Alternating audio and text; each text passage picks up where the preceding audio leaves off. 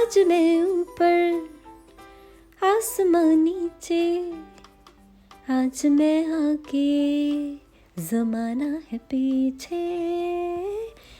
मैं जब इंडिया से वापस आ रही थी तो मेरे हस्बैंड ने बोला कि मिलान की फ़्लाइट बुक करते हैं, क्योंकि इंडिया से स्वीडन की कोई डायरेक्ट फ़्लाइट नहीं है।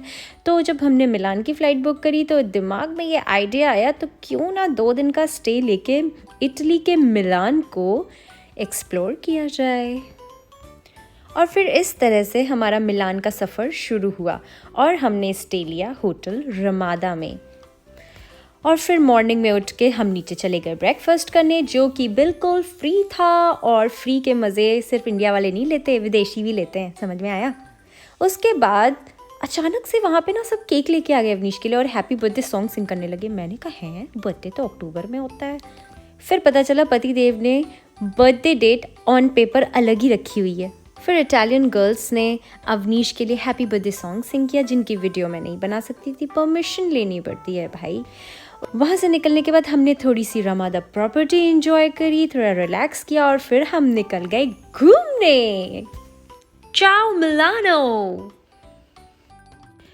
Milan is a beautiful and vibrant city known as the fashion capital of the world and praised for its cuisine and entertainment.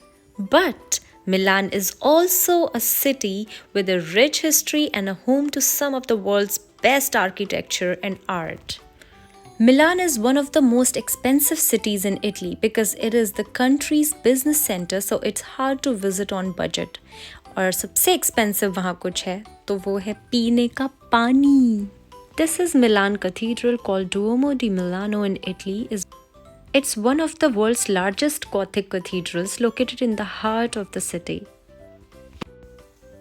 फिर वहाँ की स्ट्रीट्स एक्सप्लोर करते करते मुझे वहाँ दिख गया बाटा और मैंने कहा अरे वाह, अपने इंडिया का ब्रांड यहाँ पे।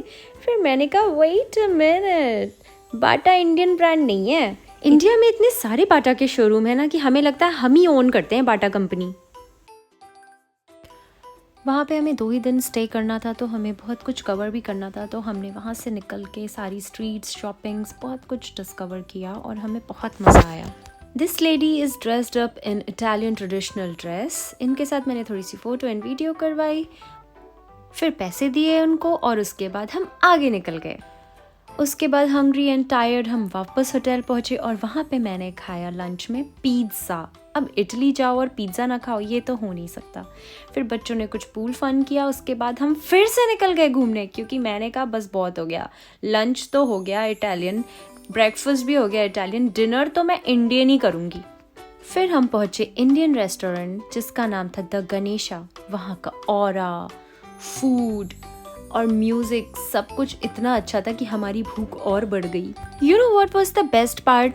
मैंने उनसे कहा मेरे बच्चे नॉन स्पाइसी फूड खाते हैं, तो उन्होंने स्पेशली मेरे बच्चों के लिए नॉन स्पाइसी फूड कुक किया। फिर हम वापस होटल चले गए, थके हारे सो गए। उसके बाद नेक्स्ट डे हम सेकेंड डे की ट्रिप के लिए बाहर निकले और फिर हमने वहाँ की शॉपिंग स्ट्रीट एंड वहाँ की लैविश लाइफ एक्सप्लोर करी। यू वोंट बिलीव, इटली में एक्चुअली रिच लोग रहते हैं and Milan is a place for super rich people. Prakash jewellers के यहाँ चलते हैं।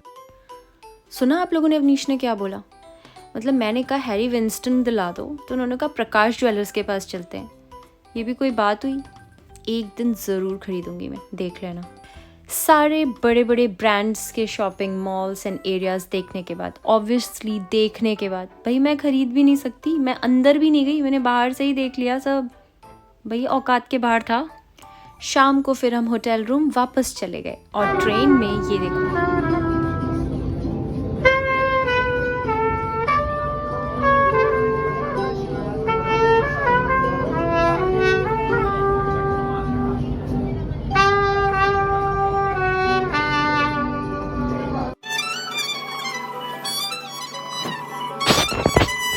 और फिर इस तरह से हमारी इटली मिलान की ट्रिप पूरी हुई। And thank you hotel Ramada, you were really good to us. फिर हमने बाय बाय किया मिलान को and we reached Stockholm happily. आपको मेरे वीडियोस कैसे लगते हैं मुझे कमेंट बॉक्स में ज़रूर बताइएगा। And don't forget to like, subscribe my channel and please do share the video. Bye bye.